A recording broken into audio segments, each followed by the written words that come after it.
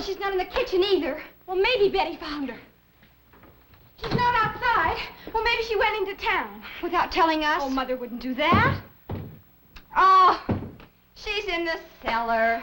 Why didn't we think of it?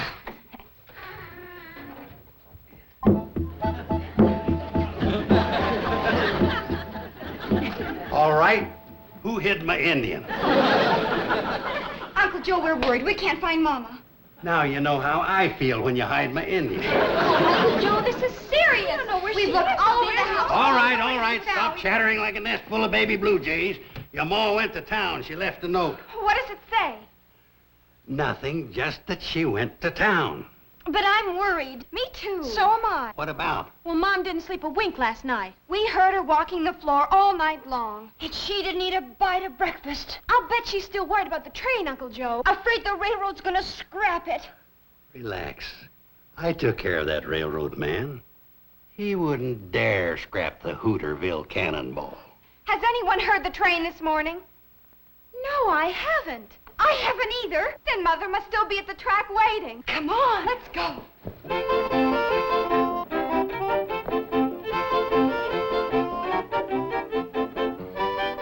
All the mornings for the Cannonball to be late.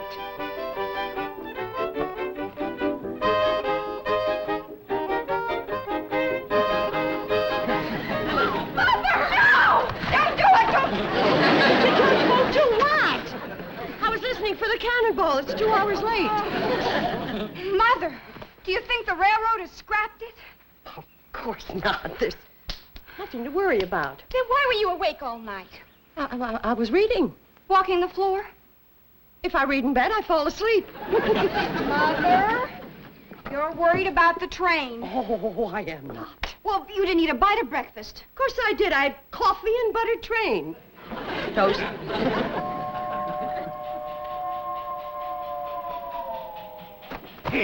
Hey, you sure started a ruckus this morning. Look at Uncle Joe. The Cannonball's still running. Well, of course it's still running. I saw to that. Let's all go up and get some breakfast. Look, I'm going into Hooterville to see Sam Drucker. What about? About the train. He knows the law, and we should be ready in case Mr. Bedloe makes more trouble. I sure sent that Bedloe running back to the main office with his tail between his legs. He wouldn't dare tackle me again. Yeah, but what if somebody higher up in the railroad makes more trouble? We'll bring them on. The bigger they come, the harder they fall. I still feel better talking to Sam. No. You stay here and I'll go. Fighting the railroad's a man's job. Well, I kind of thought you'd get some of those chores done today. What chores? Well, you've been promising to chop some wood and clean out the chicken yard. You know that? I'm fighting the CNFW Railroad single-handed, and she asked me to clean out a chicken yard.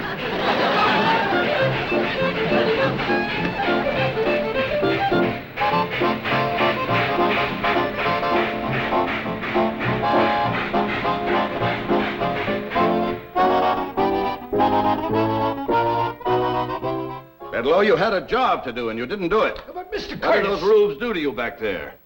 You used to be the best hatchet man this railroad ever had. Now look at you. You couldn't chop your way through a watercress sandwich. Mr. Curtis... Don't just stand there. Start lying. Yes, sir. Well, Chief, I saved this line at least $150,000. If we junked the Hooterville Cannonball, those people were going to sue us for damages. Let them sue. Why do you think we're overpaying our lawyers? Gentlemen, I tell you the Hooterville Cannonball is through. But it's such a quaint little train. The CNFW doesn't have room for quaint little trains. Now, if we hook up the main line from Hooterville, extend the branch from Pixley to our existing track, we can cut 30 minutes from the schedule of the Fenton City Flyer. 30 valuable minutes. And that means money in the bank for the CNFW. But, Chief, you can't send the flyer through that valley. There are too many curves. We'll straighten them. And the trestle that connects with the branch line is absolutely ruined. And the others are too narrow and old. We'll build new ones out of concrete and steel. But the right-of-way is full of hills. We'll level them. And swamps. We'll fill up the swamps with the hills. Gentlemen, we'll send our diesels through there so fast, those Hooterville hicks will think they're living on a launching pad. I will have a full report for you by the end of the week. I am going into that valley incognito and make a personal survey. But Mr. Incognito, Mr. Bedlow. You see, that's where you made your mistake. You told them who you were, and they ganged up on you. Miss Hammond, I want you to have my helicopter and wrinkle me a suit. Have them both on the roof in 20 minutes.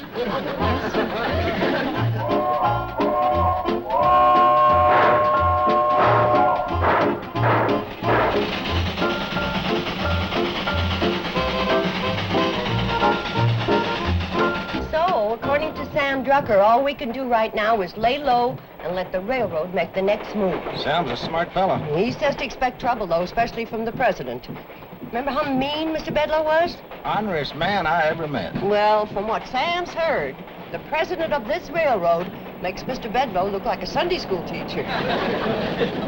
Floyd, look. It's a helicopter. Yeah. What do you suppose that whirly-bug's doing around here? Put me down outside Hooterville. According to the map, I flew right over it, but I didn't see a thing. You just passed the train, so put me down in front of it and I'll blackguard. Roger.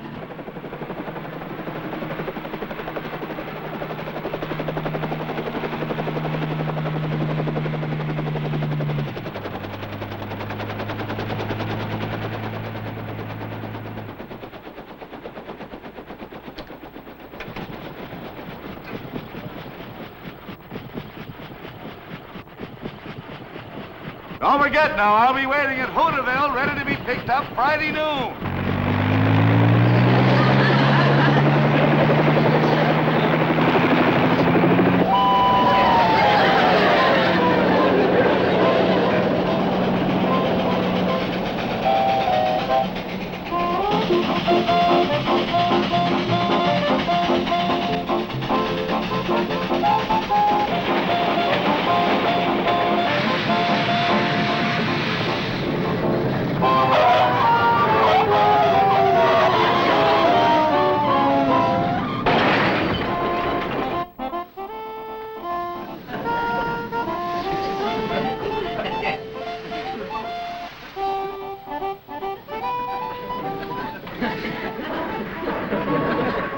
Like a hobo. Yeah, and he had the nerve to stop the train. Go easy on him. Listen, Kate, it's bad enough for a hobo to hook a ride on the outside, but he'd come inside. Yeah, but the poor fella looks like he's on his last leg, so take it easy, huh? Okay. Hi there. Hello? My name is Kate Bradley. I run the Shady Rest Hotel up the tracks away, and this is Mr. Smoot. Hello, Smoot? It's Mr. Smoot. How far are you figuring on going? End of the line.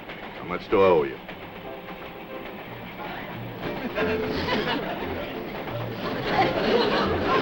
Well, my secretary must not have put any money in these clothes. I've got money. Sure you have. Sure you have.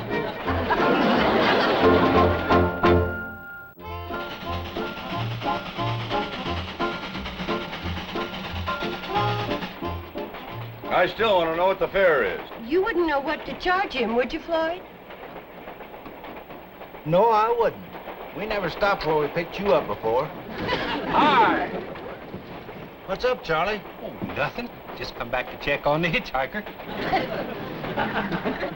Wait a minute. You're the engineer, aren't you? Yep, sure am. Well, then who's running this train? My little girl. What? Betty Jo, my youngest daughter. Runs the train real good, too. Come on, Floyd. We're almost to the trestle. See you later, folks. They let your daughter run this train, a child? She's been running it for years. Has a real steady hand on the throttle.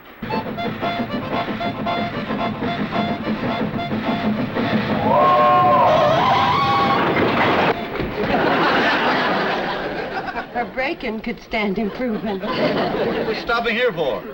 Morgan Creek Trestle. We always stop here this time of the year. Why? Come on, I'll show you. We're going to be here a spell. Well,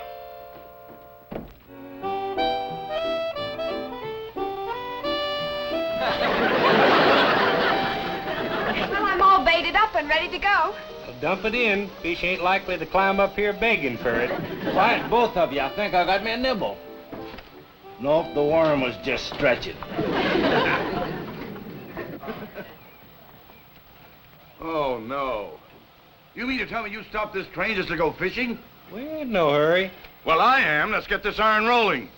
You sure give good orders for a hobo. A hobo?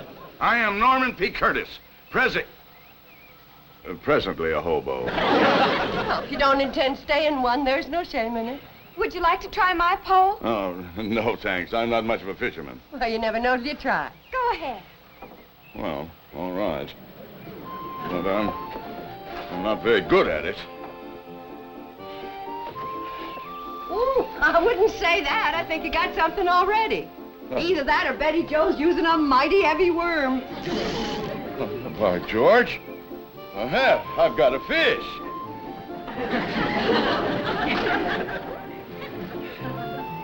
Look, a fish. Isn't that cute? I caught a fish.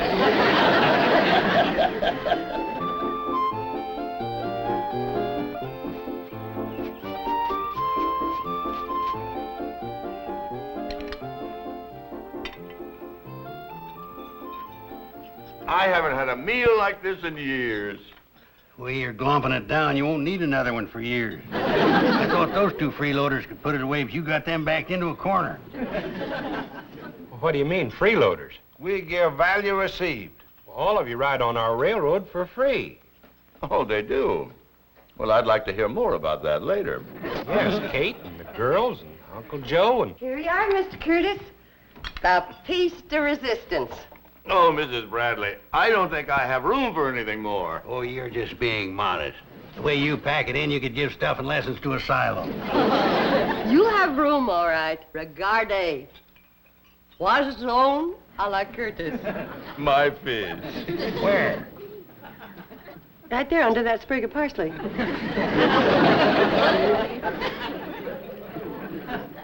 Isn't that something?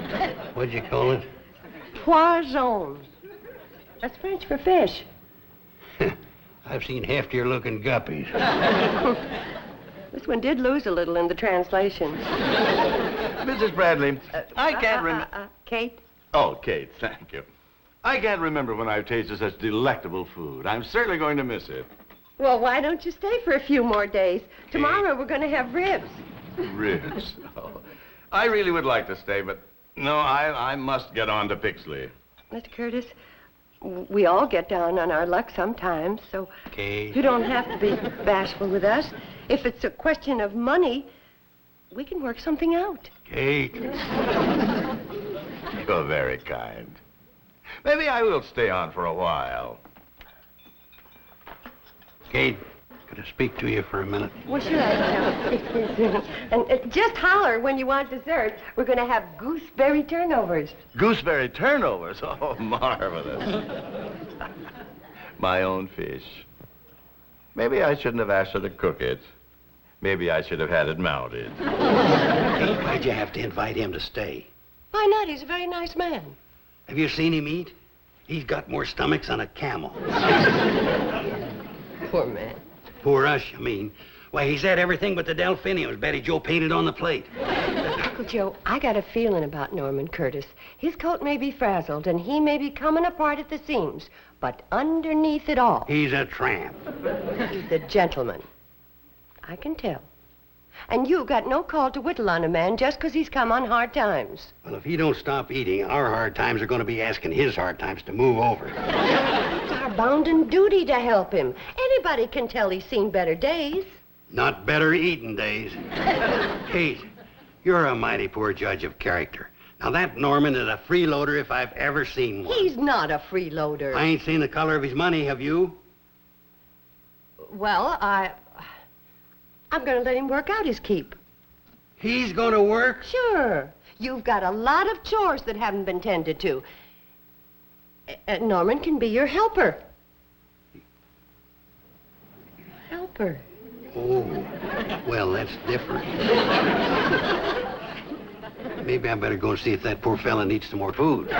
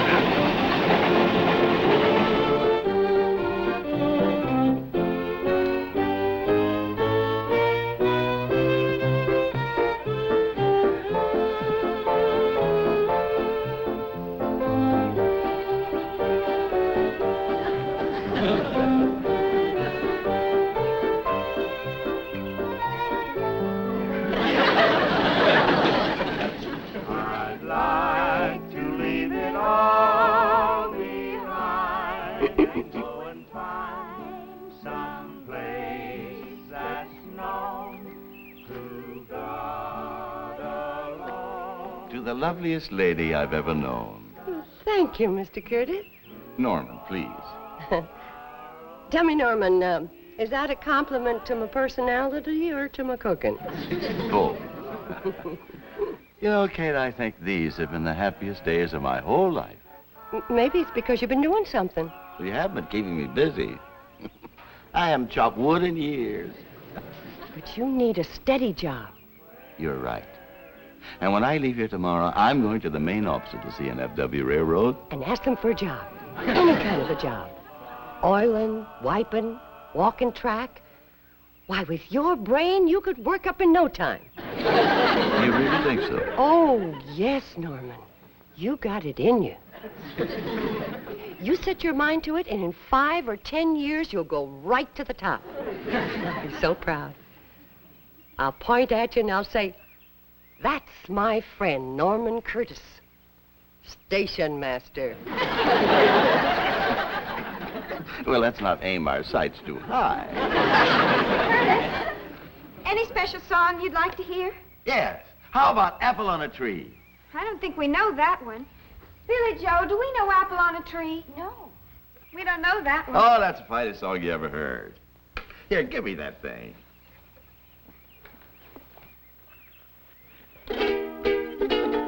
Wish I was a woolly boogie bee. Wish I was a woolly boogie bee. I was a woolly boogie bee. I'd make my home in that cherry tree. Wish I was.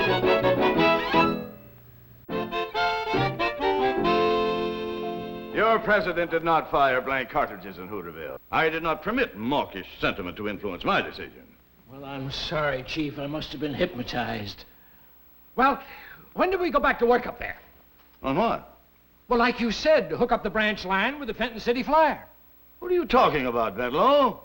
We can't send that flyer through that valley. There are too many curves. But you said we'd straighten them. The right-of-way is full of hills. But you said we'd level them. And swamps. That's where you said you'd put the hills. Well, there are too many swamps and not enough hills. And furthermore, the main trestle is completely wrecked. All the others are old and narrow. They're good for nothing but fishing. But you said we'd build new ones out of concrete and steel. What's the matter with you, Bedloe? Are you trying to bankrupt this railroad? Your entire idea of modernizing that branch is unfeasible, ill-advised, and unpatriotic. My idea. Unpatriotic. Gentlemen, I am leaving immediately to try and straighten out the mess created by our ambassador of goodwill, Mr. Bedloe here. I'll have a full report for you by the middle of next week. Or the week after. Well, anyway, I will let you know. Gentlemen, this meeting is adjourned.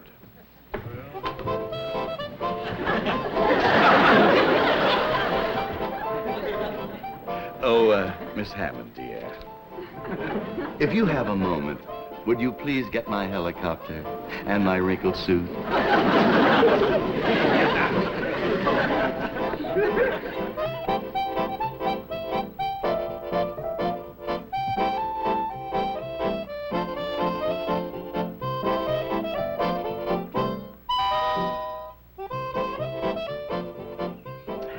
Sure hope Mr. Curtis got that job. What job? At the railroad. Before he left, said he was going to the main office and see about it. Kate, you're the worst judge of character I've ever seen. Nutty Norman is a hobo, born and bred. Those kind of fellas don't want to work. Sure worked hard here, doing your chores. Yeah, I tried to help him make something out of himself. Man just don't take to work the way I do.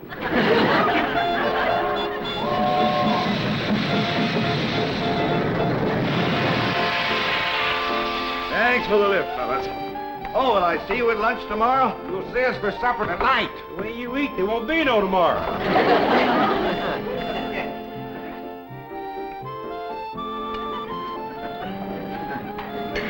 You know something?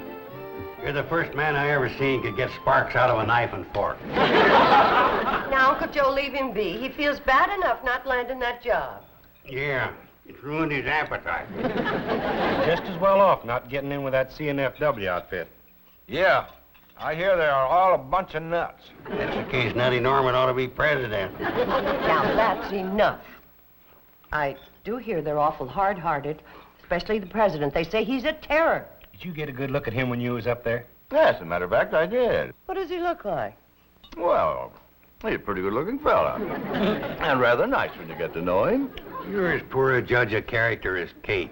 That skunk's trying to scrap our railroad. Oh, well, wait a minute. It isn't altogether that skunk's fault, the president's fault. As a matter of fact, he wants to save your railroad. He does? Yes, he really does, Kate. But you see, he's accountable to a board of directors. And they are accountable to the stockholders and, well, you know stockholders. Well, when the fiscal year terminates, they want those net profit dividends to be commensurate with... Norman. When you try to talk business, you're pathetic. Stick to eating, that's what you do best. You don't sing bad. Speaking of that, let's all go outside and do some singing. We've got a surprise for you, Mr. Curtis. Oh, really? I wish I was a woolly boogie bee. I wish I was a woolly boogie bee. If I was a woolly boogie bee, I would make my home in that old cherry tree. I wish I was a woolly boogie bee. Yes, doing our song. Yes.